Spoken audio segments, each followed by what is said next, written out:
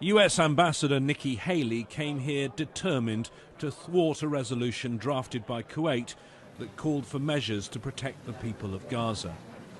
She tried persuasion, going around other members of the Security Council.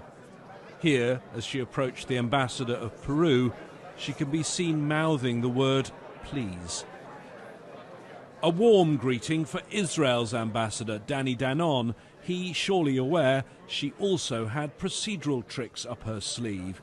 She wanted her completely rewritten version of the resolution classed as an amendment so it would be voted on first. There were heated discussions among ambassadors, but this month's president of the council, Russia, ruled against her.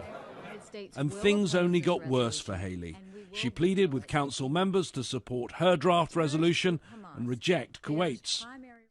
We strongly encourage this council to vote against Kuwait's resolution and acknowledge the concerns of Hamas by voting for the U.S. resolution. Each of you have a choice. You either support Hamas or not.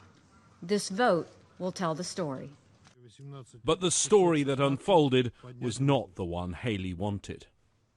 When Kuwait's draft was put to a vote, it got 10 votes in favour. It only didn't pass because Haley had to use her veto.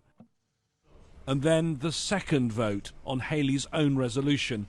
This is where all her tactics backfired.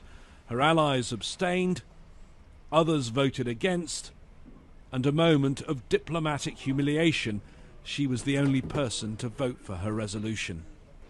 I don't believe that there was in the history of the United States, in the history of the United Nations, in which a country to submit a draft resolution and not to receive except one single vote, the vote of the party that did submit that draft resolution.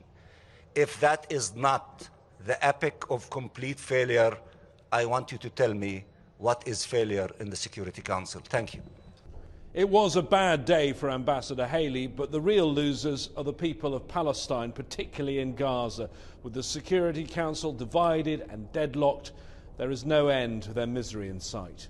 James Bays, Al Jazeera, at the United Nations.